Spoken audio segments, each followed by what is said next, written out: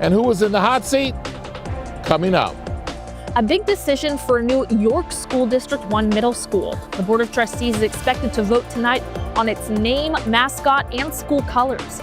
Coming up, what could become official and when it's expected to open. Ooh, headbutt right there, yeah. Plus, several suspensions expected after a brawl broke out during the Hornets game against the Pistons. How it started, who's involved, and the silver lining for the Hornets team. And we're live in Milan as another day of competition begins. Meet the Olympian who got her start right here in Charlotte. Those stories and much more live, local, and breaking news coming up at 7 a.m. on WCNC Plus. All right, this is going to be for all my commuters coming in from York County, heading into Mecklenburg County. We have a new crash. This is I-77 northbound at I-485. The crash is on the ramp, but it's really slowing down traffic coming out of York County. You can see it there. Once we switch it over to our live camera here, this is I-77 right near the state line. Again, the actual accident happened there on the ramp where traffic is hardly moving. Again, this is the biggest thing that you need to know before you head out the door, but of course I have a handful of other crashes that I'll be following up on WCNC Plus. Chris? Ugh, what a headache. Well, this will make sure to cheer you up. 72 degrees, that is the top by far. We'll have a cloudier start tomorrow with a little bit of rain, highs in the upper 60s. Then we downfall through the 50s, back to 61 for Valentine's Day. Widespread rain on Sunday, but then hey, before you know it, we're warm back up through the 60s to middle of next week. And a quick thanks to everybody who's helped out and donated to our Scouting for Food drive this past weekend. We've been doing it for 34 years. By the way, if you didn't get a chance, you still have time. You can text Scout for Food to 50155 and make a monetary donation. Don't forget to join us streaming live on WCNC Plus starting at 7 o'clock. Make it a great Tuesday.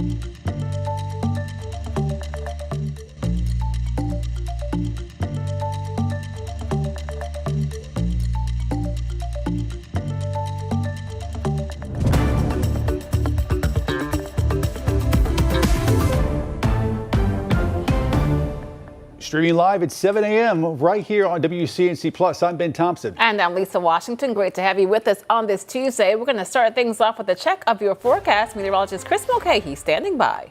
And this is an exciting one because temperatures are going to be accelerating up to the 70s and some of us even reaching the lower 70s. So this is going to be a nice little range. Right now we're dealing with a little bit of cloud cover. We did officially hit a low of 30 degrees this morning, and temperatures now have been hanging around freezing and slightly above, but most of us are in the mid to the upper 20s. So it's amazing that we're going to warm up this much. We're just going to have a strong push out of the southwest, and we're already starting to see that. That's going to warm us up in a hurry. That I have a high of 72 today, reaching 71 by about 3 o'clock, and we're staying around that 70 degree point really from 2 to 5 o'clock before we start to see the slight cool down. But 72, we haven't been in the 70s since January 10th. Today's February 10th, so literally 31 days ago is the last time we were in the 70s. This will be number 3 that we've had in 2026. As far as the warmest for this date, we hit 76 back in 1938, 74 and 72. So this would be in the top 3 warmest for this day in climatology. So not record breaking, but certainly near a record. Here's how the day changes though. We start to see temperatures jumping into the 60s by the early afternoon. Clouds start to really take over, I think, by the late afternoon. Eventually is the precursor for an overcast overnight. That's going to keep things very, very mild. I'm talking about highs only or lows only in the upper 50s to the lower 60s. And then here comes that rain. That rain I think is going to be most widespread right along the Tennessee border. That's where it's going to be the heaviest. Slight chance for some on and off rain for your morning commute. And myself and Majestic knows that it only takes a little bit of rain to sometimes cause some pandemonium for your morning commute. So don't be part of the statistics. Once you get to the afternoon, we're seeing those clouds starting to erode. The rain is gone, and we'll have some sunshine before we see a shift in the winds, and then colder temperatures will ensue. How much rain? I think the Charlotte area sees less than 1/10 of an inch, so nothing that's really going to help us out with our drought status. Upwards to about a 1/4 inch of rain closer to Boone, and then a lot more over in Tennessee. But this is not going to be our big rainmaker. It's not until later on in the weekend, and we'll get there really by Sunday. Tonight, though, will be the warmest night, 59 degrees, mix of the 30s, freezing start on Saturday, and then watch where we're going. First, I want to get to an interesting stat about the end of the week. It is Friday the 13th, and this will actually be one of 3 that happen in 2026. So you either have 0, 1, 2, or 3 Friday the 13th in a given year. But this one will be special because February and March, so we have it back to back, and then November will complete the trifecta. Here's our next rain chance. It's going to be Saturday night through Sunday and Sunday night. I'm going to show you the full futurecast where things are trending here, but one thing I will mention, this does not look to be a big issue for Valentine's Day. By the evening, there might be a chance for a light rain shower, but most of it should be overnight. That's going to keep things colder, cloudy, and wet pretty much all day on Sunday. So right now we are trending washout status for Sunday, so plan accordingly. And then by the back end of this forecast, we actually have temperatures get to around 60 degrees on Monday. And look at this, even another shot around 70 degrees by day 10. So yeah, really those warmer temperatures starting to take over as we often do this time of February. All right, let's get right over to Majestic. First look on our morning commute, and it's busy. Oh, no. Yeah, we have an accident that's really slowing people down, especially if you're coming in from York County. You take I-77, you're trying to get into Mecklenburg County. We have an accident right there on the ramp. This is I-77, our closest camera to the state line. You can see cars are hardly moving because of this ongoing crash. Once we switch it over to my map, this is where it is. Again, well south of Uptown. It's going to be right here, I-77 northbound at I-485. It's on the ramp, and yes, this crash is slowing traffic down significantly coming in out of York County. Again, here's another live camera look of that ongoing wreck where traffic is hardly moving there on the ramp. We'll keep you up to date, letting you know when that is eventually cleared. Another good thing, we've been following this on WCNC, that crash on I-85 that was just cleared. And Central Ave, this is a new one, inbound lanes at Hawthorne Lane. Keep this in mind. We do have a bit of a delay there, about 5 minutes. Guys. Now to a breaking news update. Right now, we're working to learn more about 2 separate shootings, both taking place on North Tryon. The most recent happening near East W.T. Harris Boulevard last night around 7:30. Medic confirms one person was taken to the hospital with life-threatening injuries. 6 miles to the south, police investigating another shooting near Atondo Avenue in Noda. This one happening earlier in the day, just after 4 p.m. We're told one person suffered serious injuries. We've reached out to police to learn more about both cases. 7:05 right now. We hit day 4 of the Milan Cortina Olympics. And the stars on Team USA are already shining. Just yesterday, Team USA with major wins in both mixed doubles curling and women's hockey. Anne-Marie Tierden joins us live from Milan this morning. And Anne-Marie, we know that Team USA is now on a roll. So what can we expect today? Well, we can expect that we definitely will earn a medal in the mixed curling doubles. I'm sorry for my voice croaking there for you a little bit. We've been talking a lot this morning. But we have the 2 Coreys out of Minnesota that are competing today, and they are going to get either a silver or a gold, but they are definitely going to be adding to the medal count. Also heavily favored for a medal is Ilya Malinin in figure skating. So it's not a medal going to be awarded today. It's a 2-day competition, Tuesday and Friday, but he starts with that short skate program today. And he's going to be competing against this Japanese skater that beat him in that same short program on Saturday night by 10 points. So, you know, there's all this quad god. There's all this hype. There's all this talent. You still got to deliver out there. And sometimes when you got that little bit of competition, you know someone's on your heels. I think that sometimes for these athletes really lights their match. I think we can see that from Ilya later today. And overall, our Team USA ice skating team in general, this year we have a pretty strong delegation, do we not? Absolutely. You know, in ice dance, we saw Chuck and Bates. They were competing, and they got second. But again, there's 2 skates for their medal that they had the ice dance. So in ice dancing, they were second in rhythm. They'll come back to the ice on Wednesday, and then that's free dance, and that will be the competition for the medal. So they definitely are in the hunt as well. So, and if you look at the team competition, it took everyone on the team doing their part for Team USA to get that gold over the weekend. You know, it was interesting. We saw Amber Glenn, got to meet Alyssa Liu yesterday. They were walking around with their gold medals. They were so proud. And they were talking about how this is an individual sport, that they're kind of like contractors. But they came here. They're all members of Team USA. They're all wearing the same gear in the opening. And then they all relied on each other for the points to win. And that connection, especially after the adversity that the team has gone through, losing 28 coaches, athletes, family members in that plane crash just about a year ago. That was such a tragedy, and through that they really have triumphed, and it's just a heartbreaking and inspiring storyline all in one. It certainly isn't, for sure. Many people have not forgotten about that crash. Anne-Marie, thank you so much. Always good to speak with you. We know there's going to be a lot of excitement happening in Milan and in Cortina today. All right, this morning there is new reaction after an oversight hearing at the state legislature got heated at times. Several Charlotte and Mecklenburg County leaders were in Raleigh Monday facing some tough questions about crime and public safety in the city. WCNC Charlotte's Richard Vane joins us now live in South End along the light rail. And Richard, a lot of folks wondering, after hearings like this, after discussions like this, after meetings, are they going to make Charlotte any safer? Did we get anything accomplished here? It depends on who you ask, Ben. Good morning to you. Good morning, Lisa. Good Tuesday morning, everyone. This meeting was set to focus on primarily cats and the safety of citizens who ride cats and overall safety in the city of Charlotte. But most of it focused on the sheriff and how he handled his business.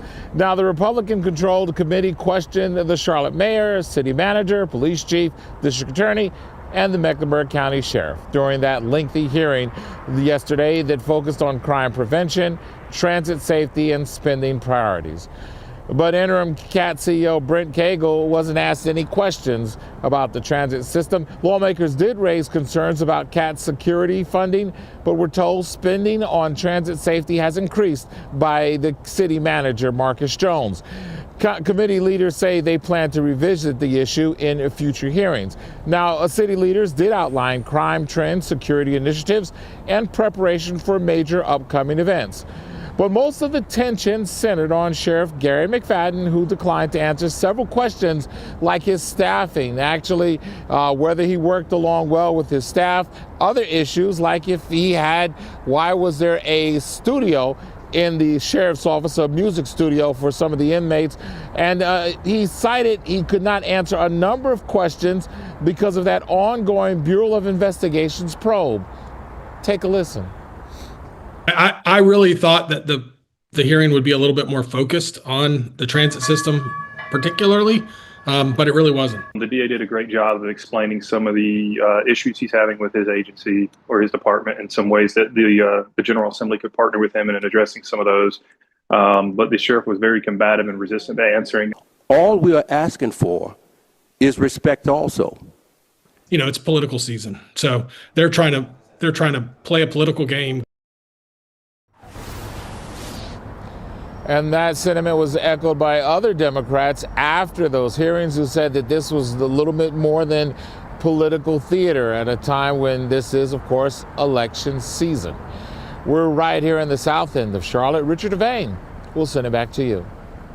It is election season. All right, Richard, thank you for that. 7-11 now. And this morning, former Charlotte City Council member Tijuana Brown is actually waiting to learn her fate after pleading guilty to wire fraud conspiracy tied to COVID-19 relief funds. In court yesterday, Brown admitted to lying on tax forms as part of a plea deal. Prosecutors say she and her two daughters submitted false information to get more than $43,000 in PPP loans and tried to secure another $20,000.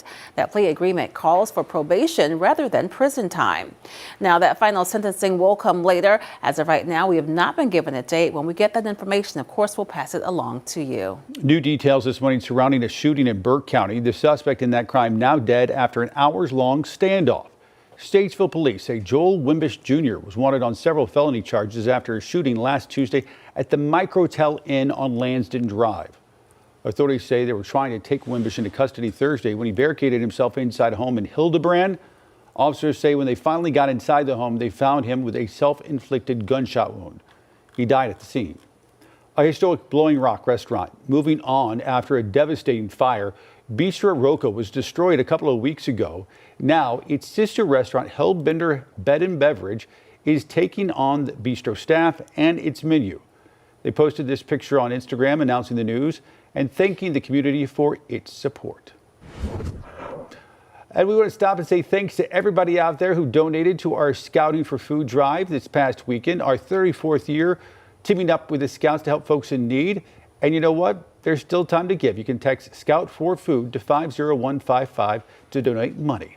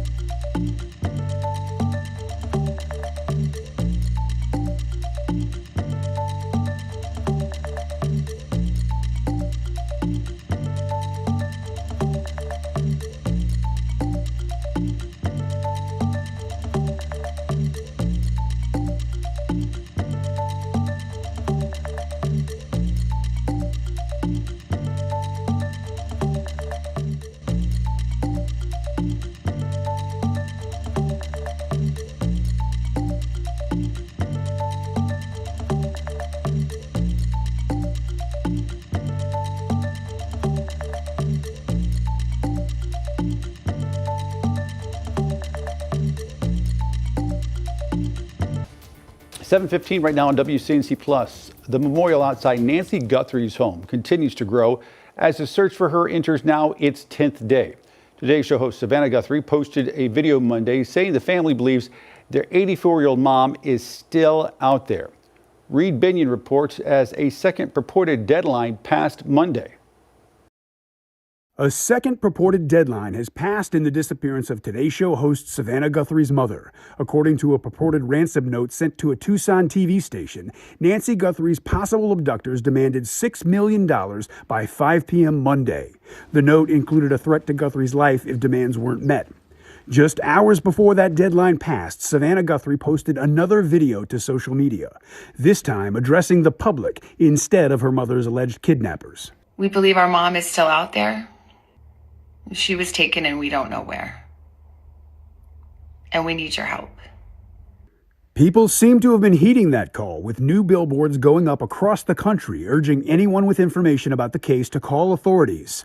The FBI releasing a new statement Monday night, saying it still has not identified a suspect or a person of interest in the case. The agency also appealing to the public, writing in part, quote, "Someone has that one piece of information that can help us bring Nancy home." Harvey Levin of TMZ, which also received a ransom note, reacting to the statement. Well, I think it aligns with Savannah Guthrie's desperate plea today. I'm Reed Binion reporting. Jeffrey Epstein co-conspirator Ghislaine Maxwell pled the fifth in a virtual deposition yesterday. The House Oversight Committee subpoenaed Maxwell to testify about crimes she and Epstein committed and their possible collaborators in an alleged sex trafficking ring. According to the committee chair, James Comer, Maxwell invoked her Fifth Amendment privilege against self-incrimination. I would like to answer your question, but on the advice of counsel, I respectfully decline to answer this question and any related questions. I invoke my Fifth Amendment right to silence. Republicans and Democrats on that committee say by refusing to answer questions, Maxwell is holding back justice for the young women and girls who she and Epstein abused. Oral arguments in Alec Murdaugh's appeal of his double murder conviction scheduled for this week. Murdaugh serving 2 life sentences for the 2021 killings of his wife and son. Tomorrow, the South Carolina Supreme Court will hear his defense team argue that the trial was tainted by alleged jury tampering. Justices will review the claims and issue a decision at a later date.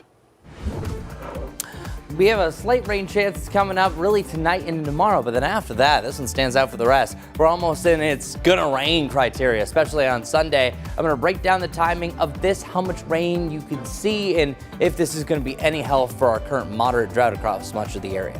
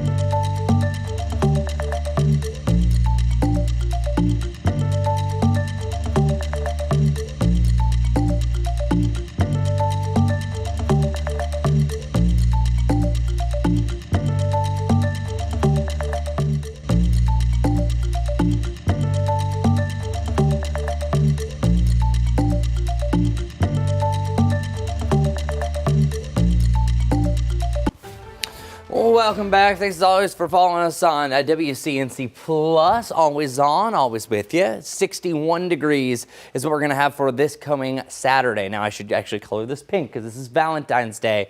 But this has been the big question. What's the rain going to do? Is it going to affect any later night plans? Well, for one, at least temperatures are on the milder side. Yeah, we start off freezing on St. Valentino's Day, but then after that, we have the lower 50s. So lots of rain expected on Sunday. So if you're planning your weekend, may you treat Valentine's Day as a big day or not.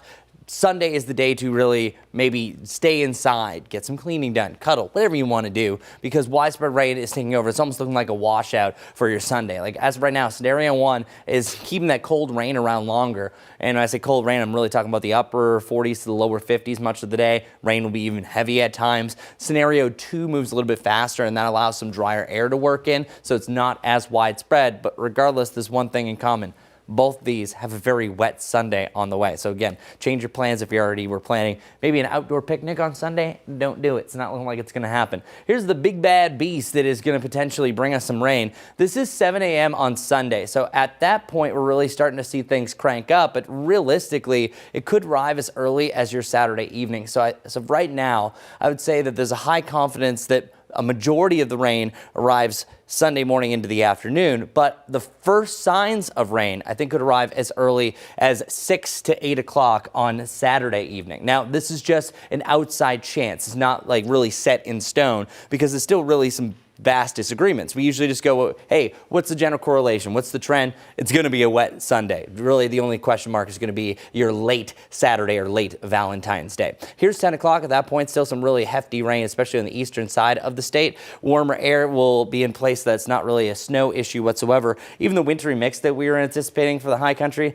doesn't look to be as vast. And then cloud cover will be on and off through next week, but we're still going to stay certainly mild and warm. We have to thank our lucky stars because if we were still super cold like we just were, this would be a really big snowstorm, even potentially beating out what we just had. But that's not the case. Our rainfall forecast over the next 7, so this is tough to follow, but all you need to know is when you start seeing the purple ERPs, that means it could be 1.5 inches to about 2 inches of rain. So I think we could have up to 2 inches across our viewing area. That's 22 counties in North Carolina and South Carolina, but the western side of the Carolinas could have as much as 3 to 4, just depending on where that's going to set up. So again, Sunday is the wettest by far, so just note that we will have some big impacts. And in advance, happy Valentine's Day. Hopefully it's a happy morning commute, but majestic, some big backups already. This has been ongoing for at least about the last half an hour. You can see this is going to be I-77. So if your morning commute is from York County and you're heading northbound, this is right near the state line. It's an accident that's actually on the ramp. You can see cars are moving. They're just moving rather slowly. So at least we have some movement, but I would allow for some extra drive time. This is where it's at as we're looking at my map. It is getting cleared at the moment. So hopefully we don't have to talk about it much longer. Again, I-77 at I-45. This is on the ramp, slowly moving if you're coming in out of York County. Again, there's a live camera look. Does look a little bit better, I would say, but still not completely cleared at this point. As we're looking at my map, there's still a lot going on this morning. This right here, it's on Central Ave. Inbound lanes will be impacted by this because of a crash at Hawthorne Lane. You're seeing that yellow there, meaning that there are some minimal impacts, but bottom line, we still have impacts. The Runnymede Lane crash that I've been following for at least 20 minutes just cleared, but this one now is ongoing. Park Road, do you take Park Road? There's a crash there at Fairview Road in Tyvola. Keep an eye out for that, guys. All right, Majestic, thanks. 7:24 now. Time for us to take a quick break. We'll make sure that you can keep it right here, streaming live on WCNC Plus. We'll be right back.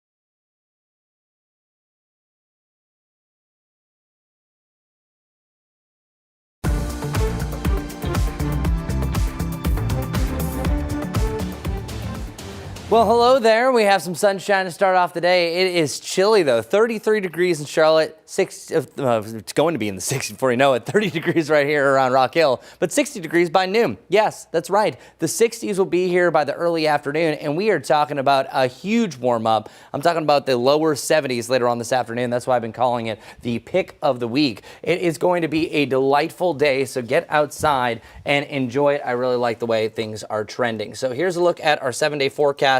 You can see temperatures are still holding true to the upper 60s. That's going to be tomorrow, but we will start off with some more clouds and some morning rain. Then we have the 50s and the 30s, what you expect. But here's the big weather highlighter. Widespread rain expected for most of your Sunday, even a chance for a little bit of rain during your Valentine's Day evening. All right, let's get over to Majestic, get some big slowdowns for you. Good morning, everyone. Well, let's get straight to it. Here's a live camera look. This is I-77 right near the state line if you're coming in from York County heading towards Mecklenburg County. Now, it is clearing, so we are seeing some progress. However, I don't think it's absolutely perfect. Again, I-77 and I-485, it's specifically on the ramp there. Another crash, an important one. This is I-77 northbound right before Woodlawn. We'll have more coming up on WCNC Plus.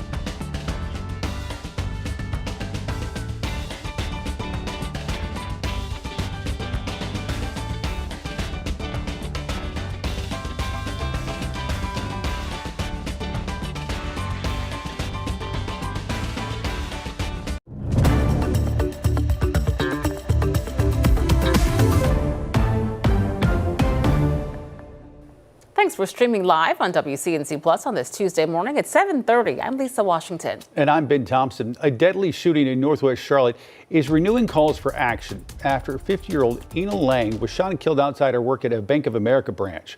The suspect, 22-year-old Saman Smith, faced a judge yesterday on first-degree murder charges. Investigators say surveillance video showed Smith getting out of a yellow Charger and shooting Lang from behind before running off. His parents say he'd been struggling with mental health. Advocates with Heal Charlotte say their resources to help are not reaching the right folks. Right now, what I'm seeing is a lack of faith in the youth, a lack of faith in the household, and it's affecting everyone's quality of life. Access to quality professionals that are really going to give you the time and really going to give you their efforts to make sure that you're in a good position to actually be out here in the world operating, right? And that is very, very important. The victim's stepdaughter says they sought help for their own struggles and that mental health doesn't justify killing someone. Activists say preventing violence starts with reaching young people before tragedies like this happen. Right now, a Catawba County man is waking up behind bars charged with death by distribution. Police say 26-year-old Juan Solarte is charged for the death of Jacob Kirk last February. An autopsy revealed Kirk's cause of death was fentanyl toxicity. Solarte was arrested in Florida. He is now awaiting extradition back to North Carolina. This morning, an urgent search continues for a missing 13-year-old from Rowan County, and the reward to find him has now grown to $2,000. Investigators say Jonathan Morales has not been in contact with family since late December, and he may have traveled from Gastonia towards Charlotte, though there are no confirmed sightings. Authorities urge anyone with information to call the Rowan County Sheriff's Office or Crime Stoppers. Tonight, the school board for York's County District 1 taking another step towards the opening of its newest school. WCNC Charlotte's Destiny Richards is live this morning at the York County School Administration Building with details on the important decision facing board members. Destiny. Yeah, the Board of Trustees is expected to take a final vote tonight on the name of the school, its mascot, and its official colors. And this comes after months of community feedback. Here's some renderings of the new school. The committee recommendation calls for it to be named White Hill Middle School, with the wolves as the mascot and school colors of red, black, white, and silver. Now, the proposal is the result of a months-long community engagement process that included public surveys and focus groups reviewing feedback from families and residents. The new school will be built along Highway 161, and it's funded by a $90 million bond approved by voters in 2024. According to the board meeting agenda, district leaders plan to break ground on the new middle school on March 18th, with the school expected to open in July 2027. That vote is expected to happen at 6:30 tonight. The Board of Trustees meeting starts at 6, but open session, which is open to the public, starts at 6:30. And if a board approves, the name, mascot, and colors will be official. And I wanted to reveal a little bit about the history behind White Hill and why that was chosen. Whenever the community and families were providing feedback on this, they provided history from the Culture and Heritage Museums of York County about the location of this site. It is being built on Old York Road, which is Highway 161. It's between Houston Drive and Ernest Road.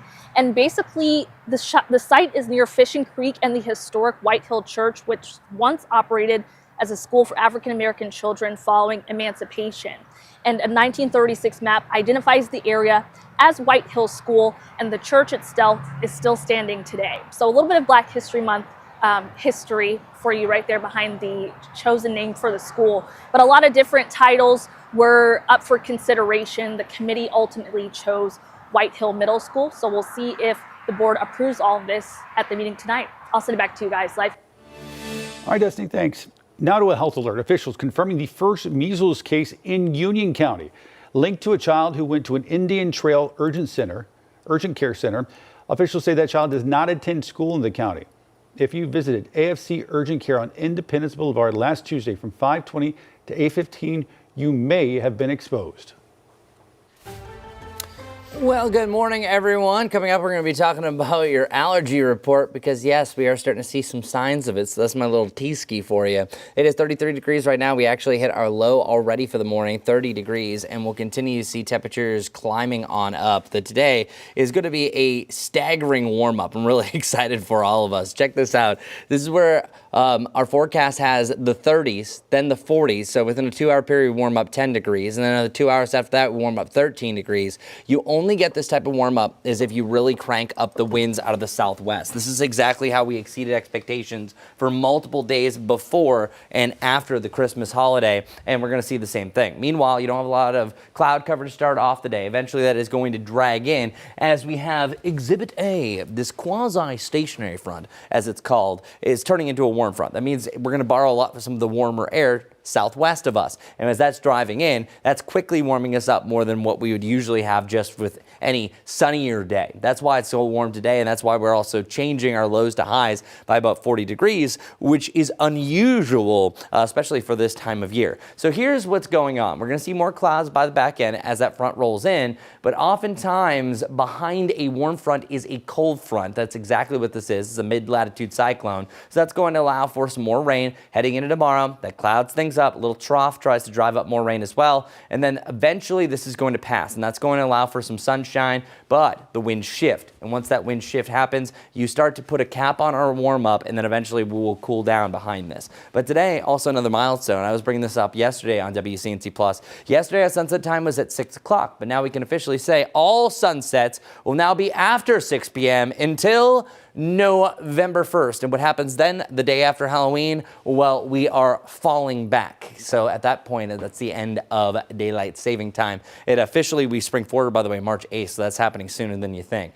Our futurecast showing more clouds to end the day. Here's the rain for tomorrow. I think primarily our window of opportunity is open pretty much from midnight to 8 o'clock at least for you in the high country. And then I think the Charlotte window is really anywhere between about 4 and noon. It's pretty wide open, but I think we have much lighter rain by the back end of your morning. And then eventually I think we hit our high temperature early afternoon before we start to shift the winds to a cooler direction. As far as our rain chances go, this is a very low rain chance. So yeah, you have some rain in the morning on Wednesday that affects our morning commute, but then after that, we're really focusing in on this little trifecta of rain chances. Primarily, this is a Sunday event, but we could have some rain on Saturday night and also heading into the early parts of Monday. That's why we have isolated bookmarks on that widespread chance. Here's what it looks like. This is Saturday at 8 a.m. Notice the clouds are rolling in. So for your Valentine's Day, I think the worst case scenario for you is that the rain arrives in the evening and we're cloudy most of the day, but things are shaping up that we see a mix of cloud and sunshine, still getting around 60 degrees. Then it turns overcast, and then once you get to the evening, the rain is close, but it's really not until after midnight. So you're really gonna have to have a late Valentine's night for this to affect you. But then throughout your Sunday, well, do you know what? Stay in, cuddle, do whatever you want, because we're looking at widespread rain for the entirety of your Sunday. This is time for any of that indoor activities. And then by Monday, we will be a little bit cooler than where we are today, but we are actually starting another stair climb back to around 60 degrees, clearing out for some sunshine. And yes, we have another shot at 70 degrees by day 10 by the back end of the forecast. Notice what's happening here. The 60s are starting to thrive and survive. This is pretty typical for this time of February. Not saying that winter's over, but we are heading in a much better direction than where we just were. Let's see the direction of traffic though. Majestic, that shot that you We have actually cleared that one. That's the crash that we've been talking about that Chris just mentioned. That's going to be coming in from York County into Mecklenburg County. It was a crash there on the ramp to head towards Uptown, so we're no longer too concerned about that one. However, we have a lot of traffic. Of course, we are in prime time right now, just after 7:30 this morning. Wanted to show you what I-77 currently looks like. That's out near Tyvola. Traffic is moving. It's just moving very slow. A handful of accidents this morning. This one here, it's a newer one. It's on Central Ave inbound lanes. That's where all that yellow is popping up at Hawthorne Lane. That might slow you down just a few minutes, but let's jump on down to the south just a bit. This is I-77 northbound, so heading towards Charlotte right before Woodlawn Road. There is a new accident there. It's going to be backed up to Nations Ford Road, so I would allow for a little extra drive time if you're heading out the door anytime soon. And then again, this is going to be I-77. This is at off-ramp. This is what we were talking about. It has since cleared. We're going to have another update all coming up soon. Tax season just got a little more interesting. What these big changes mean for your pocket next.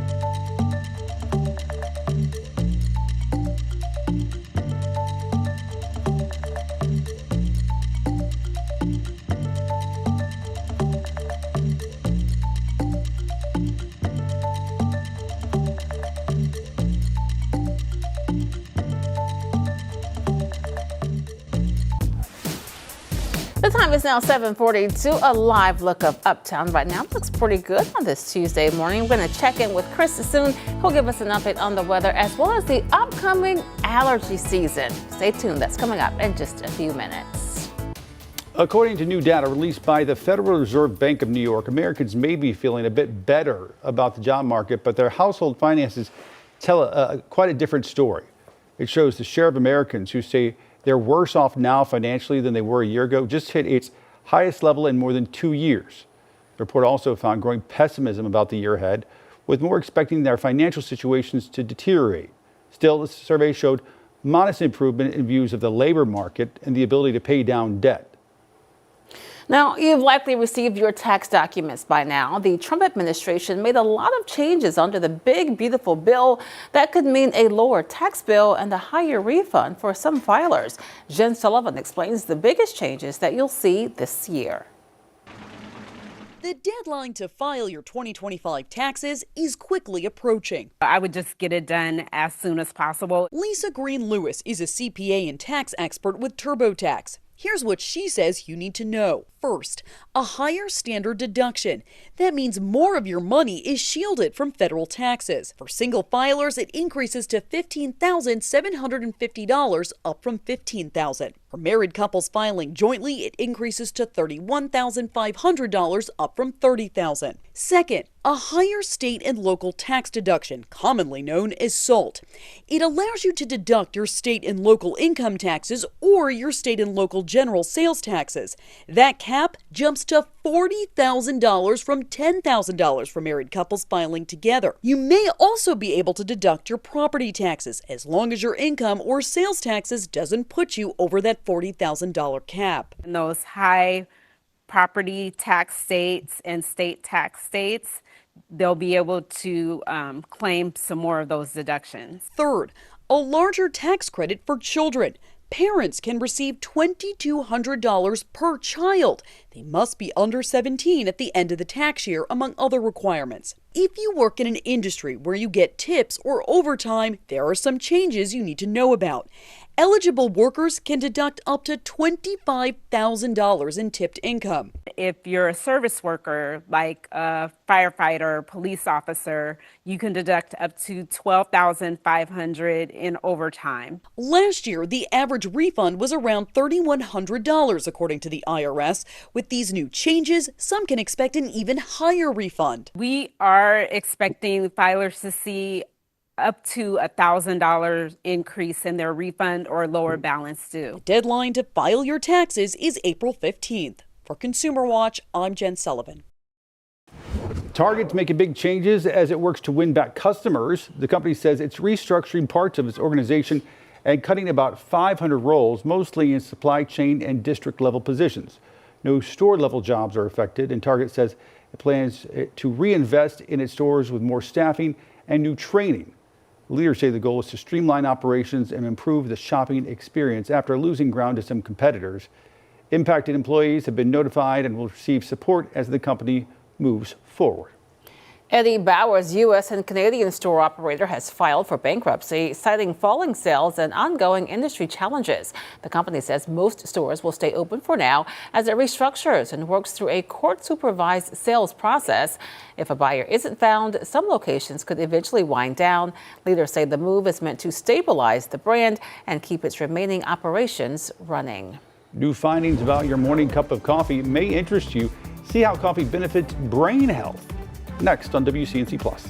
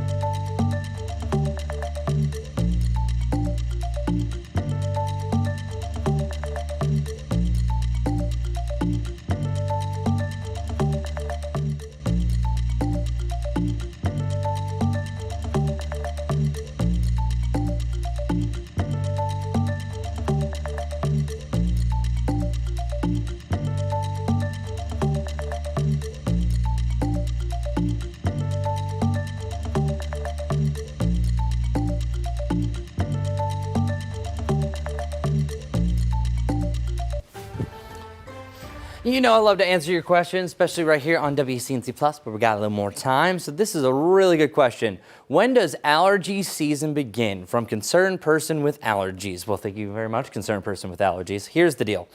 It could start as early as right now, and we're already starting to see signs of it, so that's not what you like to hear, and it's not what you like to see. Now, the yellow stuff forming on the cars, that usually doesn't happen until late March, heading into April, where we're at our absolute peak, but it just really depends. If you get big warm-ups, like say, let's give a good example. Say if it's 72 degrees out of nowhere, well, sometimes that starts to trick things. The more days that are starting to get a lot warmer and sunshine, all of a sudden it's like, oh, well, look at this. It must be springtime, says the trees. Well, we've seen little rumbles and little spikes in the low range. That's pretty typical since January 12th. But notice what's happened over the last 5 days. We're starting to challenge the low-medium threshold, where guess what? Today's level, actually the highest that we've had so far this season, and looking at later on this week, we could even pop up into the medium threshold, which we typically start to have by March. So plain and simple, tree pollen season, which is the first one that starts, can sometimes start in February. And truly, the warmer we get, the earlier it's going to begin. And we're already starting to see signs of that. But typically, it could last as late as June and starts as early as February. But really, it's about that March to April time frame that it's at its worst. Peak intensity is really any time in April. It just depends on the season. So here it is. February, usually we're at that low level, but it starts to climb up by the second half. Hey, it's February 10th, so close enough, right? Hitting that peak in April, then it starts to bell curve through May, and then a quick drop off on June. After that, you have grass pollen, which usually only reaches a moderate level. It's not really as excessive as what we have for our tree pollen. And then the last one is going to be weeds, ragweeds, the big one that we have here, usually late August, heading into September, and then mold spores can be on and off during this time frame. Here's a look at a graphic that I made last year on WCNC Plus, that once the winds get a little bit calmer, which by the way, the windiest part of the year is usually February into March and April. Well, the peak that we had last year was April 7th, and things started to wind down, but it really wasn't until late April that you're able to wash your white car without having to do it again the next day because of all that yellow. So there it is, allergy season, plain and simple, on the rise. You're going to start to notice it if you're very sensitive to any sort of trees. I noticed that juniper is out there and elm. So juniper and elm are now starting to flourish a little bit. So sorry, we're still a little bit of ways before you get to that yellow covering everything, but it's coming sooner than you think. 33 degrees right now. We're looking at a decent amount of sunshine. And one thing that's really good for any of that pollen, of course, is washing it all away. And we are indeed going to wash it all away because we're going to see a lot more of that rain heading into the weekend. That looks to be on Sunday. There's a slight chance for a little bit of rain on Wednesday. That's not going to be really a big deal here. But coming up, the next time that I end a half hour, I'm going to be talking about when you need the umbrella, talking about this time frame where we're expecting the most rain on Sunday, but also today is National Umbrella Day. All the umbrella facts that you didn't know that you needed to know. All right, let's get right over to Majestic to see what's slowing you down for your morning commute. Good morning, everyone. We have so many accidents out there right now. Your Tuesday morning just before 8 o'clock. You can see all those icons, and never a good sign. Let's talk about the most important things right now as you're heading out the door. This right here, this is on I-77 northbound right before Woodlawn Road. That's exit 6A. It is backed up to about Nations Ford Road. That's exit 4, so at least a 2-mile backup. Here's a camera right around that area. You can see those cars. They're moving, but they're moving very, very slowly. And this is already a very high traveled area. Again, I-77 northbound, mile marker 3 there, Arrowwood. You can see lots of crashes even north of Uptown, but this one here, it's one of our newer one. It's on Ardrey Kell Road. This is just west of Wade Ardrey Road. Still seeing some yellow there, and then just to the north, once we're heading up to I-7 or I-85, that crash was just cleared, so that's at least some improvements. But again, our water main breaks. Remember, we were talking about this yesterday. Crews are continuing to be out there today to repair that. This is going to be on West Moorhead Street, just between South Summit Ave and I-77. It is a water main break that happened yesterday, and now crews are working to repair it. Guys. Well, in case you needed another reason to love your morning cup of joe, this might be it. New research suggests your daily coffee or tea could do more than wake you up. It might also help protect your brain. Well, that's some good news. In a long-term study of more than 130,000 adults, people who drank a few cups of caffeinated coffee or tea each day had a lower risk of developing dementia. Now, decaf didn't show the same benefit. Experts say it's not a magic cure, but for people who already enjoy the caffeine, the findings are reassuring. And they add that healthy habits like sleep, exercise, and staying mentally active still play a major role in long-term brain health. You know, every morning I have a shot of espresso. You ever have decaf? Rarely. I was going to say, if I go to like a late night dinner and sometimes people get coffee afterwards, maybe then, but rarely. Yeah. You? Same. And honestly, usually when I have coffee after dessert, I usually have it capped. We're somewhat sleep deprived, so I usually don't have a problem falling asleep. Yeah. All right, folks. Right now, 7:54 as we take a live look over uptown. Sun coming up, looking beautiful out there. Keep it right here on WCNC Plus.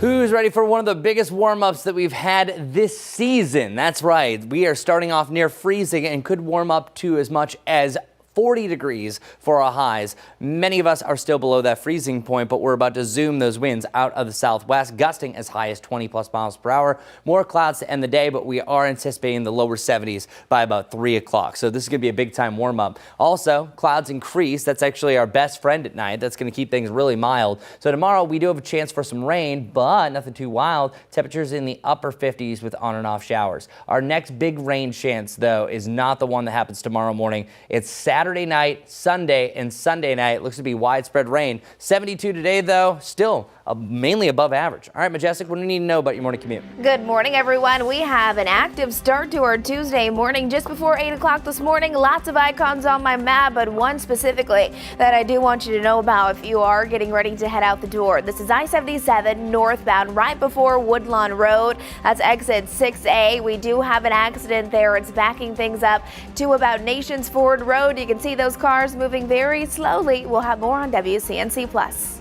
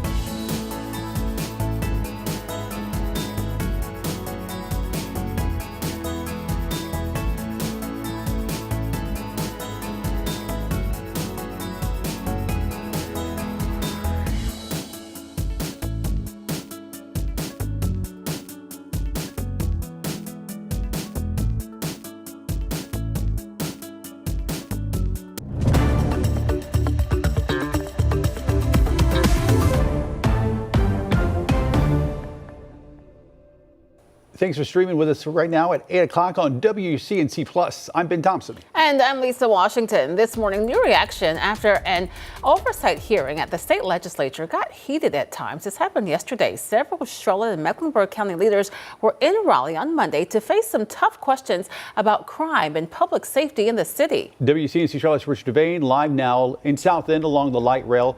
So Richard, did we get anything accomplished by having these hearings? Yeah, good morning to you, Ben. Good morning, Lisa. Good Tuesday morning, folks watching us on the Plus. We talked about a lot in the meeting. It was to discuss a number of things, primarily the safety of the CATS light rail system. But the meeting, while certain areas were talked about and discussed, it really was placing our sheriff in the hot seat. Now, the Republican-controlled committee questioned the Charlotte mayor, city manager, police chief, district attorney, interim CEO of CATS, and the Mecklenburg County sheriff, and also the Charlotte city manager. They focused on a number of things during that meeting, including transit safety and spending priorities. Interim CEO CATS, CEO Brent Cagle wasn't asked any questions about CATS. Lawmakers did raise concerns about CATS safety and security funding, but were told spending on transit safety has increased. They were told that by Marcus Jones, the city manager. Committee leaders say they plan to revisit this particular issue in future hearings. Now, city leaders outlined crime trends, security initiatives, as well as preparation for upcoming events.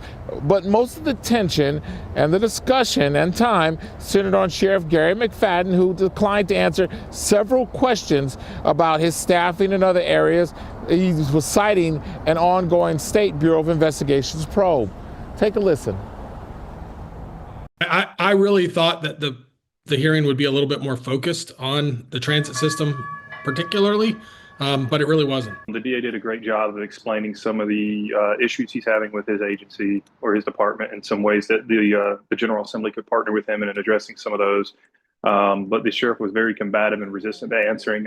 All we are asking for is respect also. You know, it's political season, so they're trying to play a political game.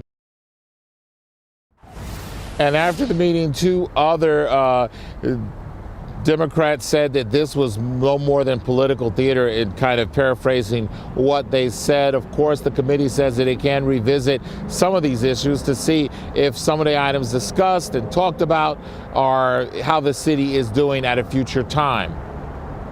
We'll keep you posted. Right now, we're in the South End. This is Richard Devane. We'll send it back to you.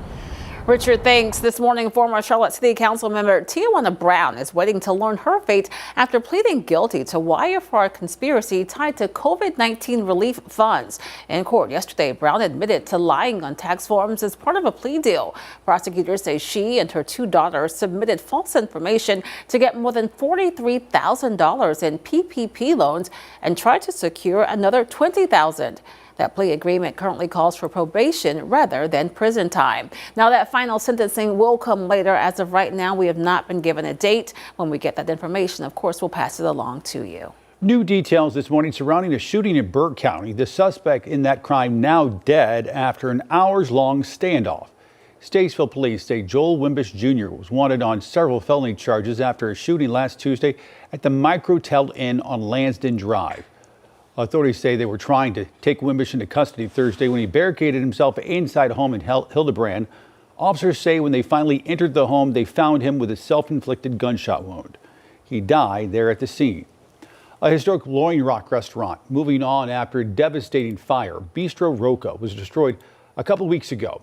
Now, its sister restaurant, Hellbender Bed and Beverage, is taking in the bistro staff and taking on its menu. They posted this image on Instagram announcing that news and thanking the community for its continued support.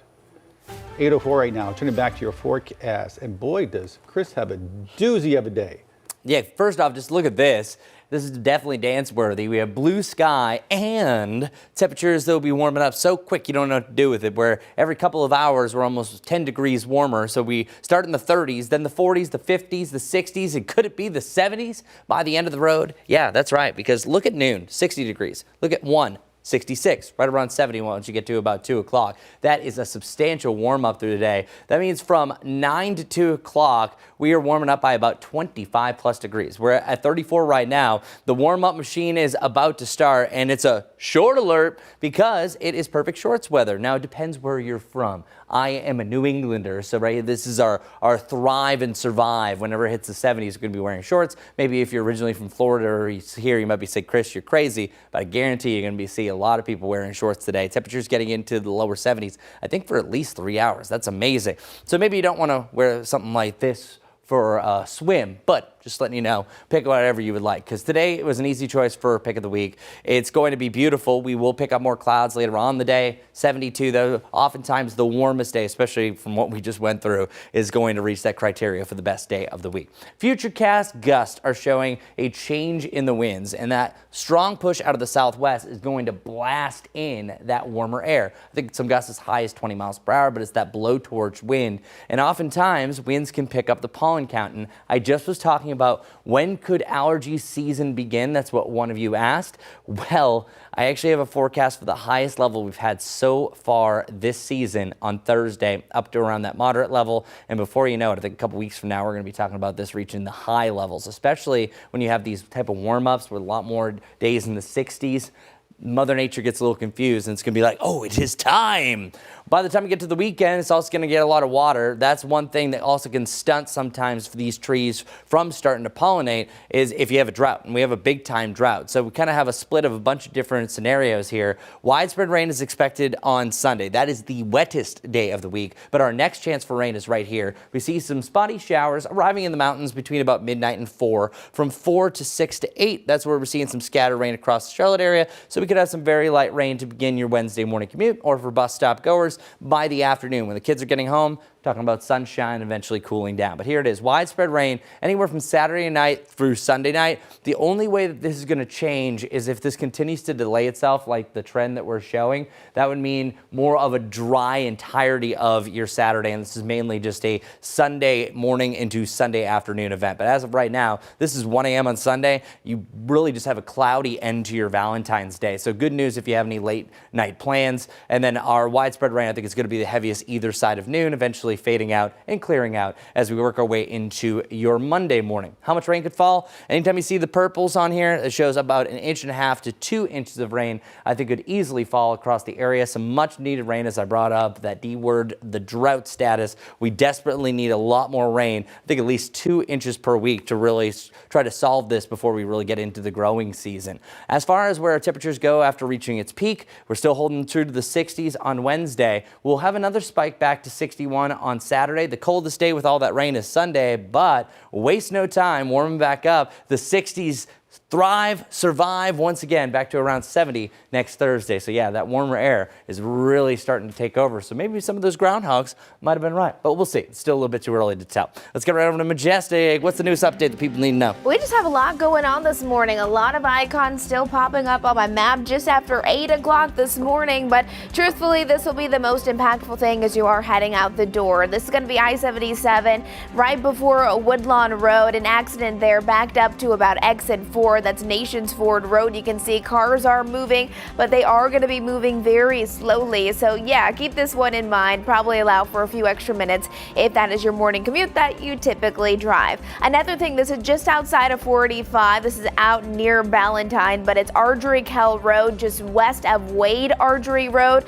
Seeing a little bit of yellow there, so just minimal delays. Wanted to also show you 45 out towards Matthews, even out by Union County. This is where we do have just slow moving conditions, especially 45, the inner loop right there near Matthews up towards Mint Hill. And then this here, this is near Independence. Notice how slow moving Independence is on the inbound lanes, but the actual crash is not on Independence. Rather, it's on Albemarle Road inbound at Redmond Road. Those are a few important things you need to know before you head out the door on this Tuesday. We'll have another check on those roads coming up soon.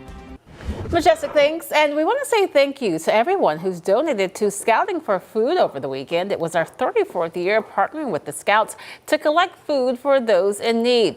There is still time to give if you'd like to. All you have to do is text Scout for Food to 50155 to make a donation. Every dollar that you donate turns into 4 pounds of food for families who need it. As we head to break, here's an exclusive shopping deal for our viewers. Hey everybody, here at ShopTVDeals.com, we love to bring you products out there that are actually going to make your life better. Let's keep it real. All of us have our entire lives on the phone these days. All those videos, all those photos, all of those memories, and you don't want to lose it because of a lost phone or a storage issue. So check this out. A small but mighty device, the Click Free Pro. It's so easy to use. Let me show you what to do. First, you download an app on the phone. Just takes a minute or two. Super easy. Then you connect the device to your phone. It has all kinds of adapters here, so no matter what you have, you should be good. You open that app, and literally, with one touch, you start backing up all of those photos, which is a big help for people like me, because I got 15,000 photos in this thing. Also, not just about storage here. Think about all those old photos in your home, whether it's in an album like this, or just photos in a shoebox somewhere. There's a scan function on this app as well. So you literally can take one of those old pictures, use the app, scan it, and you'll never lose that image again. This does so much. It's absolutely amazing. No membership fees, no subscriptions, so it's super easy and will save you a lot of problems. And on top of that, 50% off. We have an amazing deal. Normally this would cost you $200. Today you get it for less than $100. So scan that QR code at the bottom of your screen or check us out online at ShopTVDeals.com. Back up those photos now. Don't lose them.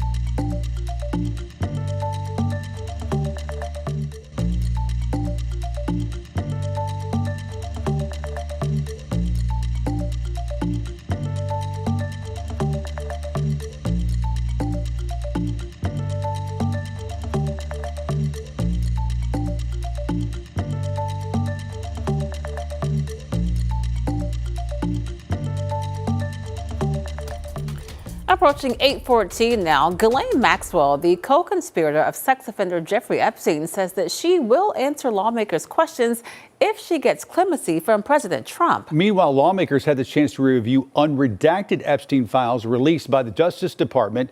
NBC's Alice Barr has the latest from Washington. Lawmakers given their first chance to view unredacted versions of the Jeffrey Epstein files that the Justice Department made public with large chunks blacked out, walking out with more questions. What I saw that bothered me were the names of at least 6 men that have been redacted that are likely incriminated by their inclusion in these files. Republican Thomas Massie then posting questions about 4 redacted names in one document. Deputy Attorney General Todd Blanche directly responding that the Justice Department had just unredacted all non-victim names in the file Massie referenced, and that the DOJ is committed to transparency. But lawmakers say there are still portions blacked out in what's supposed to be the unredacted files. And that's because the documents produced to justice from the FBI, from the grand jury, was redacted when they got it. As they push for full transparency, members of the House Oversight Committee voicing frustration after Epstein co-conspirator Ghislaine Maxwell refused to answer any questions in their deposition. I invoke my Fifth Amendment right to silence. Repeatedly pleading the Fifth in a virtual appearance from the Texas prison camp where she's serving her 20-year sex trafficking sentence. Maxwell's lawyer saying she's, quote, prepared to speak fully and honestly if granted clemency by President Trump, something the president has not definitively ruled out and Epstein survivors passionately oppose. Why would that even be entertained in any way? Lawmakers in both parties have spoken out against clemency for Maxwell. Maxwell's attorney also said she can explain why President Trump and former President Clinton are innocent of any wrongdoing. Law enforcement has never accused either man of any crime related to Epstein. Next up this week, a hearing with Attorney General Pam Bondi that some Epstein survivors say they plan to attend. In Washington, Alice Barr, NBC News. A federal judge ruled the Trump administration needs to unfreeze more than $16 billion for a major New York infrastructure project by Thursday. We're talking about the Holland Tunnel, which connects Manhattan to New Jersey. Now, that's unless it can convince the federal appeals court to let the government continue withholding those funds. New Jersey and New York both filed a lawsuit against the Trump administration last week over that freeze. The commission in charge of the tunnel project has warned it will soon have to shut down work and lay off about 1,000 workers if that funding isn't released. President Trump threatened to block the construction and eventual opening of the bridge that connects Ontario, Canada, and Detroit Monday. In a social media post, he said he will not allow the bridge to open until the United States is fully compensated for what it's given to Canada.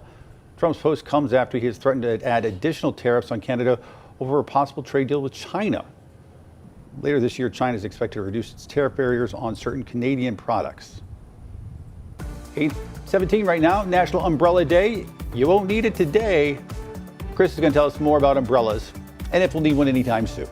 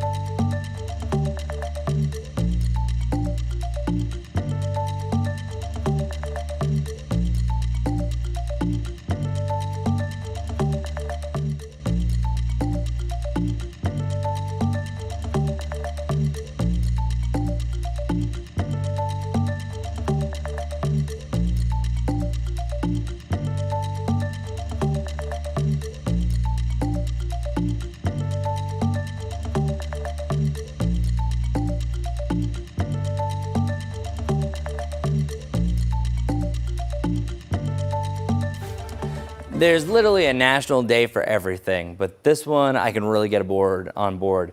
This is Happy National Umbrella Day. That's right. So the day that we get to celebrate umbrellas. Now, luckily, we do not need it for today. You might need it tomorrow morning. So let's learn a few more stats about umbrellas. If you're superstitious, that probably gave you a heart attack, but I like to think as a meteorologist, I am exempt from that rule. All right, so from National Umbrella Day, for one, the umbrella was actually invented for shade, not rain. That is one thing that is a big common misconception. Actually, a lot of times it was made from cloth, so it's just used to block the sun. Now, this actually comes from the Latin word umbra, so that makes sense because umbra really means shade or shadow. But the big question is, why did this give people a heart attack? Why were people worried that, oh no, Chris is going to have all this bad luck? Well, it actually originates from the Egyptians. So umbrellas, they also called parasols back then, were to protect royalty from the sun. It's really only royalty that had these wonderful devices back in the day. Again, not to block rain, just to block the sun.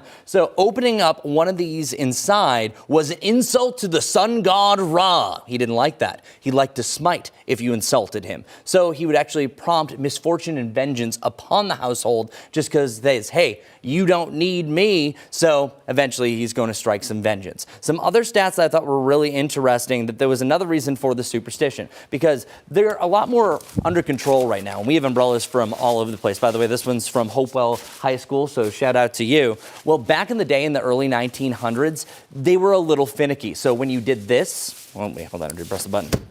It was actually like a spring loader. So sometimes they would malfunction and they would break things in a crowded household like vases. So it was bad luck to actually open up here in America, especially the umbrella, because it could potentially break something. And I actually just learned this one today from my producer, that umbrellas are also used to desensitize horses. Because of that quick motion, I'll do it again.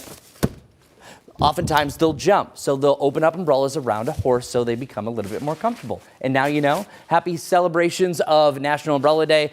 Luckily, you don't need to use it for today, so maybe you don't want to open it inside, just as I boldly did, but hey, why not? When do you need the umbrella this week, though? Let's go. You're expecting really a little bit of rain on Wednesday, and then after that, there's a slight chance for rain by the back end of your Valentine's Day, but until further notice, do not carry an umbrella around for Valentine's Day. I think that we're staying dry for most of it. Right now, it doesn't really look until after midnight that we have that possibility. And then on Sunday, it looks like we could have rain pretty much the entirety of the day. So that's where things are trending. Technically 3 windows. However, that Saturday one might be canceled. That has kind of kept it there in the meantime. The next immediate rainfall that we receive will be less than 1/10 of an inch. So this is not a major rain. We actually need a lot more to overcome that drought status. And then for your day and nighttime rain chances, besides that one, there's only one that really stands out from all the rest. So we're still looking at that widespread to it's gonna rain status Saturday night, Sunday into Monday, but I think especially late Sunday morning into the afternoon is where we could have some of the highest rain rates across the area. They're already picking up on 1 to 2 inches of rainfall across 24 plus hours. Much needed rain, good soaking rain on the way, but as I also mentioned, that could start to trigger things on the warmer side as those allergens are already starting to pop. Those accidents have been popping all morning. Majestic has an update of what you can expect for your morning commute. Good morning to you, my friend. Good Tuesday morning, everyone. If you are heading out to the door this morning and you have places to be, grab those sunglasses, grab a jacket. You won't be needing the jacket, though, by the later half of the day. Maybe by the time you're picking up the kids or coming home from work. This is I-77 here near Clanton. We are off to a nice start to the morning. However, as we switch it over to my map, you can see we still have our fair share of problems. This is going to be one of our newer crashes. Look at that red there. That's those southbound lanes, stop and go traffic. This is going to be on Brookshire Boulevard inbound at Rossell's Ferry Road, backed up to Highway 16. So we'll keep you up to date with that. That's just outside of the 485 loop on the northwestern side of 485. And then this here is just south of 485 out near Ballantyne. It's on Ardrey-Kell Road, though. This is just west of Wade Ardrey Road, where we have yellow coming in both directions, meaning that yes, we do have some delays. And then good morning to everyone waking up and joining us here on the stream. They're in Matthews 485, the inner loop. I mean, not the place you want to be traveling. From Mint Hill to Matthews, it is slow moving. There's no crashes. There's no problems. There's just a lot of people up and starting their day and taking this specific spot. So make sure you're just allowing for plenty of time to get to where you need to be. We'll have another check on roads coming up here soon. All right, Majestic, thanks. So 8:25 now, we are going to take a quick break, but make sure that you continue streaming live on WCNC Plus, live pictures over Uptown. We'll be right back.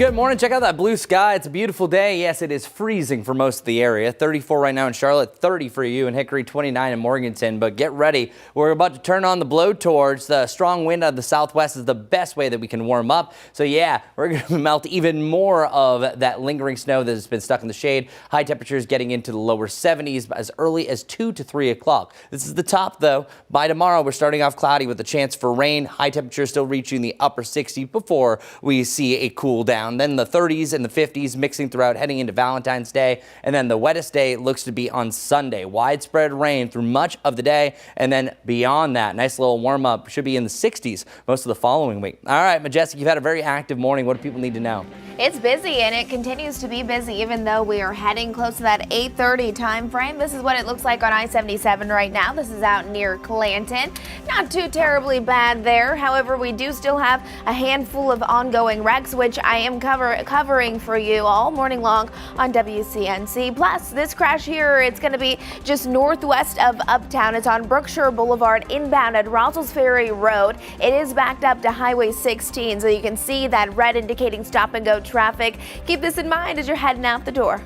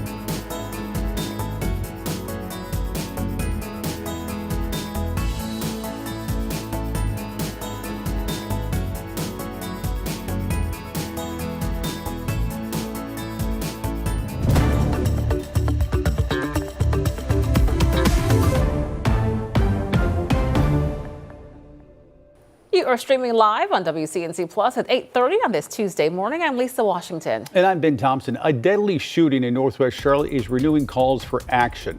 After 50-year-old Ina Lang was shot and killed outside her work at a Bank of America branch, the suspect, 22-year-old Saman Smith, faced a judge yesterday on first-degree murder charges. Investigators say the surveillance video showed Smith getting out of a yellow Charger and shooting Lang from behind before running off. No word yet on a possible motive. His parents say, though, he'd been struggling with mental health. Advocates with Heal Charlotte say the resources to help people are not reaching them. Right now, what I'm seeing is a lack of faith in the youth, a lack of faith in the household, and it's affecting everyone's quality of life. Access to quality professionals that are really going to give you the time and really going to give you their efforts to make sure that you're in a good position to actually be out here in the world operating, right? And that is very, very important. The victim's stepdaughter says they sought out help for their own struggles, but mental health is not justifying a murder of somebody. Activists say preventing violence starts with reaching young people before tragedies like this happen. Right now, a Catawba County man is waking up behind bars, charged with death by distribution. Police say 26-year-old Juan Solarte is charged for the death of Jacob Kirk last February. An autopsy revealed Kirk's cause of death was fentanyl toxicity. Solarte was arrested in Florida. He is now awaiting extradition back to North Carolina. And this morning, an urgent search continues for a missing 13-year-old from Rowan County. The reward to find him has now grown to $2,000. Investigators say Jonathan Morales has not been in contact with family since late December, and he may have traveled from Gastonia to Charlotte, though there are no confirmed sightings. Authorities urge anyone with information to call the Rowan County Sheriff's Office or Crime Stoppers. Tonight, the school board for York County District 1 taking another step towards the opening of its newest school. WCNC Charlotte's Destiny Richards is live this morning at the York County School Administration Building with more on the important decision that's facing board members. Destiny. That's right. The Board of Trustees is taking a final vote tonight on the new name, mascot, and colors for this middle school. And this comes after months of community input. Now, here are the renderings. The committee recommendation calls for the school to be named White Hill Middle School, with the wolves as the mascot and the colors of red, black, white, and silver. The proposal is the result of a months-long community engagement process that included public surveys and focus groups reviewing feedback from families and residents. The new school will be built along Highway 161, also known as Old York Road, and it's funded by a $90 million bond approved by voters in 2024.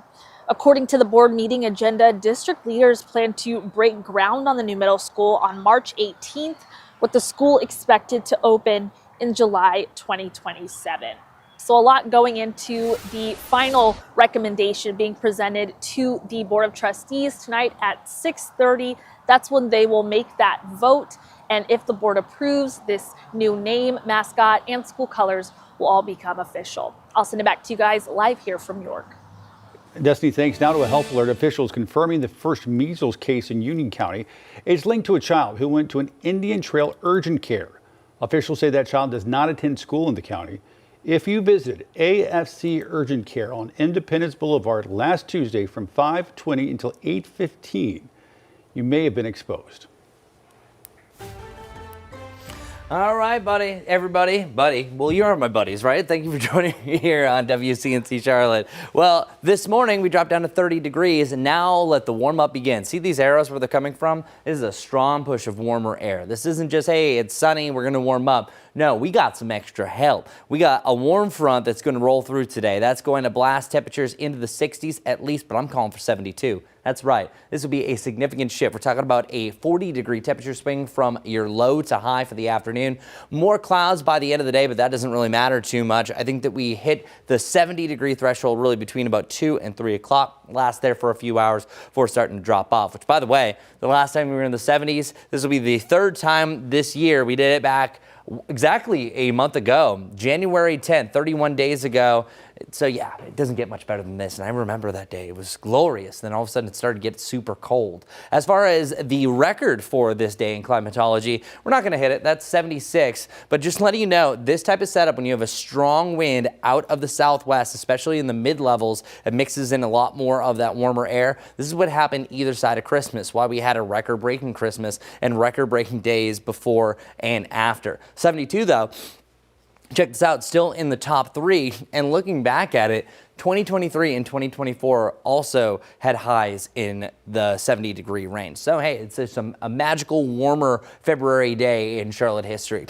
Our futurecast showing a more cloud cover, really arriving by mid to late afternoon, right around 70 degrees at this point. So don't be disappointed if you see less blue to complete the day. That eventually will lead to an overcast sky heading into tomorrow. Here comes the rain, starting in the mountains, on and off rain either side of I-77 through your morning commute. So that could lead to some problems, especially since we've been so dry recently. Really, the only thing that's been on the roads has been whatever we've been melting from that snow and also the little bit of rain that we saw recently. But still, some oils could accumulate on some of the highways. So the first initial rain will be the slickest, usually within the first 15 minutes. The most accidents start to pop. And by the afternoon, sun shines with us, and then we start to cool down throughout the day. I was mentioning earlier National Umbrella Day. We don't need it for today, but it was a first invented for the shade. So actually you need the umbrella more for the sunshine today compared to the rain. I think you might need a little bit of umbrella action for your Wednesday morning. After that, we are going to dry out, still clouding things up here and there for your Thursday and Friday.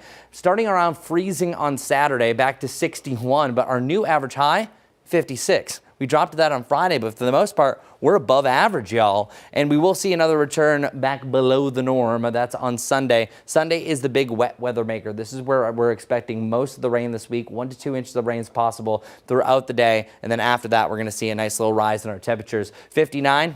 No, we can do better than that. The upper 60s back-to-back days on Wednesday and Thursday. So it really shows that the warmer trend is taking over. I actually looked at the 8 to 14 day outlook. That shows at least a 50% shot of above average temperatures. So yeah, I think the 60s are going to win out for a majority of the rest of February. Or is it nice to see? All right, let's get right over to Majestic, who's had a really more down than up morning.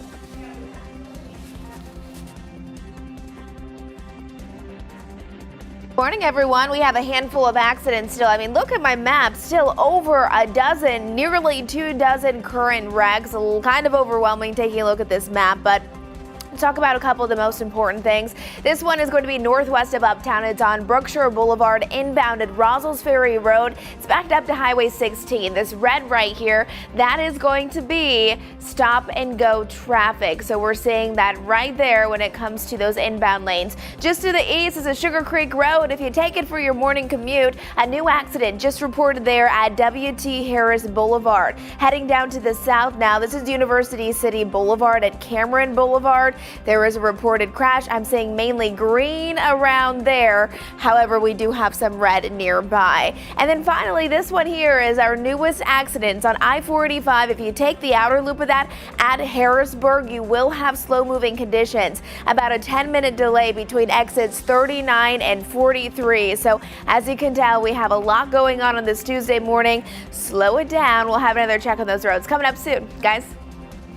Majestic things. Well, love is in the air, and so is a lot of spending. How much Americans will spend this Valentine's Day? That's next.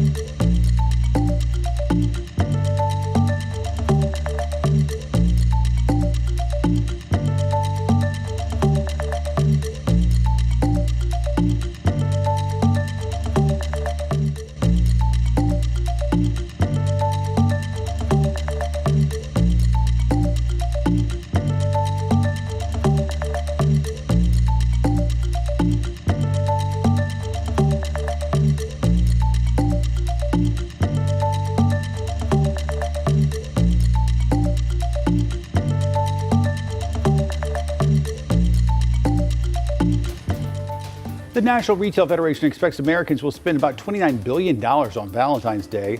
That's a record amount, according to the group's annual survey. Shoppers are budgeting nearly $200 for gifts. That includes gifts for romantic partners, family members, children's classmates, teachers, co-workers, and pets. That's a lot. Right? Candy remains the most popular Valentine's Day gift, followed by flowers, cards, a night out, and jewelry. I mean, that's a lot of people. That's a lot of people. That's a lot. Wow. Flowers are on your list for Valentine's Day. There are ways you can stay within your budget. That's right. As Marie Coronel reports, it starts with keeping your options open. The hustle and bustle of flower shops go hand in hand with Valentine's Day. As orders come in, more shoppers stroll by coolers checking out the different kinds of arrangements. And while shops are busy, it doesn't mean you can't find a good deal. In 2026, budget is the main word that everyone has on their minds. Things are getting more expensive. According to the National Retail Federation, consumer spending on Valentine's Day is expected to reach $29.1 billion, which is up compared to the $27.5 billion spent in 2025. Experts believe this year people are expanding their gift lists, buying for friends and coworkers. When it comes to costs, this year a dozen roses is expected to cost between $70 and $110, depending on size and color. Really, a romantic color is red and pink. We checked in with Christian Ferretti, who is the assistant manager at Wholesale Flowers. He says despite tariff impacts, they were able to keep their prices comparable to previous years. This is $17.95. They get their flowers directly from growers. Many are from San Diego. We actually negotiated a year ago to get the prices now, which saved us because right now for 2 dozen you're looking at a starting price of $18.95, which is really, really good. The pinks are going to be a little more expensive at $20.95, and the reds, that's where they really go up every year. It's unavoidable. If you're looking to go a cheaper route, Christian says check out a wholesale flower shop because you can make your own bouquet by choosing different types of flowers based on your budget. All you need is a main flower, filler flower, and some greenery. You want to see what's the biggest flower that you can get that'll take up the most room. But at the same time, it's really up to personal taste. But if you don't want to arrange it yourself, you can always pay for extra help without buying an expensive arrangement.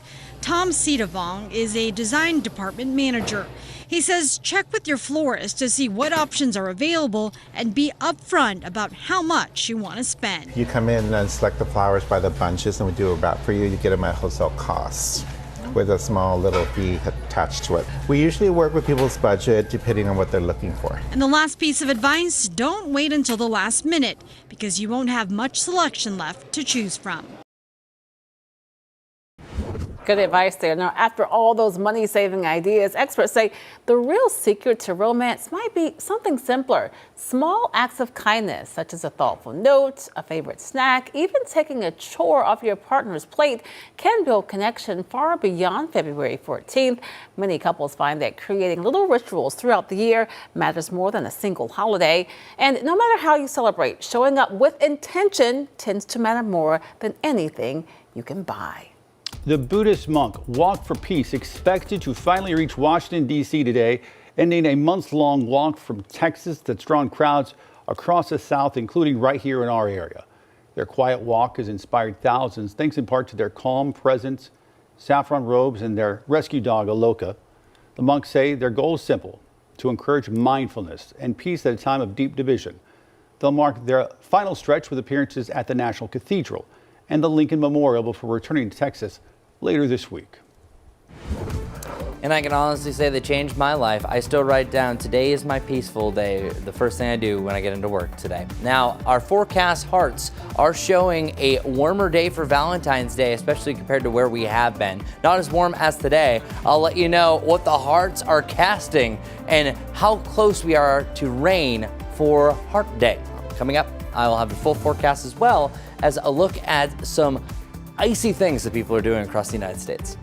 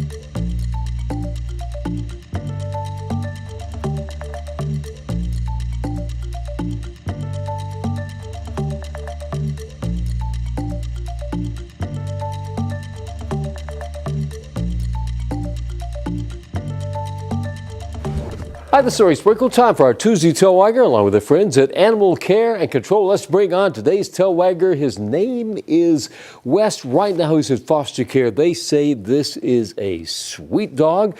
Loves other dogs, not cats, loves people, and especially kids. Just a big, friendly dog. He is available at Animal Care and Control. Check him out. Just a beautiful dog. He's available today and is one of those dogs that learns easily, has great manners, and just even-tempered. He's available at Animal Care and Control, open Monday through Friday, 11 a.m. to 7 p.m., Saturday and Sunday, 9 a.m. to 5 p.m. Check him out. Let's get that close-up. Not only is he a tail wagger, he is a tongue wagger, and now we have the formal picture. This is Wes. He's our very special Tuesday tail wagger. Thanks a lot, Larry Sprinkle. All right, so who's doing this? Be honest. So this is a polar plunge. Woo-hoo-hoo. No, this is like a true definition of polar plunge. Yikes. Okay, so we're not just in a cold place. We're talking about one of the coldest places sometimes here in the United States, and that is Michigan. So what you're looking right now is Hancock, Michigan, an area of frozen waters right here on this lake, carved out for the brave. Over 100 people plunged in this freezing water. Luckily, after a cool string of the water, the participants had a hot sauna to go to, not too far away, so that at least they could quickly warm up. But yikes status, right? Oh no. I'm going to be honest with you. I did this about 6 years ago, but it was in Lake Norman, which is not as big of a deal. That was me, and I was displeased, but it wasn't terrible because I think temperatures were in the 50s that day. Now, if I had done it most recently when we had those single digit ones, then that would have been almost true Michigan status. But yeah, no, I am definitely not as strong as some of those other people. So when was the last time any of you polar plunge? Speaking of the plunge, you don't really have any big cool downs in the near term. Our lows actually going to be at their highest point by tomorrow, 59. That's incredible. It was over a week that we couldn't even get back into the 50s. I think that we went about 10 or 11 days without even reaching 50. Now we're starting off at that mark. Now, here's the catch. These say low temperatures. Talking about morning lows. I truly think that the absolute low for that day in climatology for February 11th will be hit pretty much at 11:59. So whatever the last minute of the day temperature is, that's going to be the low for it. As a cold front cools us down into the 30s, and then expecting really a mix of above freezing lows going forward. Now, 32 degrees. That is the only freezing point we have besides what we just did this morning on Saturday, but things are trending in a really good direction. Today's the top. This has been my pick of the week. I've been screaming its praises. 72, a 40-degree warm up from our lows to our highs. And then tomorrow, even though we start off with some clouds and rain, it's still going to be really pleasant. And then we get a little bit closer to where we should be. We should be rocking 56 degrees. We pretty much do that for your Thursday and Friday. We for sure do it on Friday.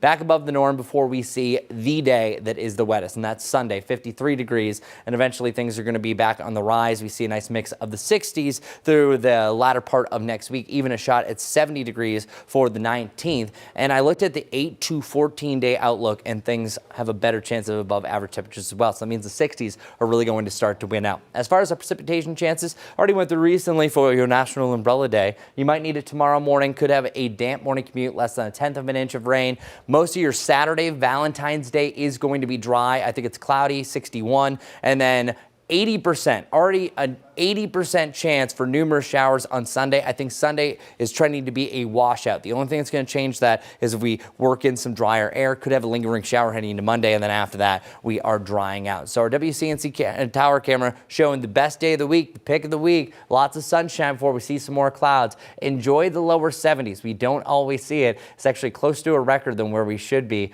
Actually, only 4 degrees off from the record. Okay. For the record, it has not been a great morning commute. Majestic has had a lot to talk about. Let's see the newest update. And a lot hasn't changed. Still extremely busy as you're heading out. This is what I-77 looks like if you are making your morning commute in towards Uptown. Mile marker 5, this is out near Tyvola where you can see cars. They are moving, but like I mentioned, it is a little jam-packed. Look at all these icons. That is not a good sign. Lots of ongoing wrecks. I will say I don't see anything that is really significantly slowing down a ton of people. schedule. Doesn't mean that these minor ones aren't important though. This one here is on Clanton Road, northbound near South Boulevard. I am seeing some delays there. This one probably a little bit more important though. This is I-77 northbound. This is near the camera that I just showed. It's actually at Nations Ford Road. I checked that camera there at exit 4. You couldn't see the actual picture, but the backups are there. Stop and go traffic, I-77 northbound because of a wreck. This one here also going to be slow moving. This is an accident, yes, right here in Charlotte on South Tryon Street at I-485. Seeing quite a bit of orange there, meaning that traffic is moving rather slowly. And then the final one to let you know about, it's on Whitehall Park Drive, northbound near Tryon Street. So those two are actually pretty close to one another. Take it easy, grab those sunglasses. You're going to need them this morning, and we'll have a final check on traffic coming up soon. All right, keep it right here on WCNC Plus. Up next, join us in the live Impact studio. Megan Bragg standing by. She's going to have a preview of Charlotte FC's new kits. That's coming up at 9 a.m. right here on WCNC Plus.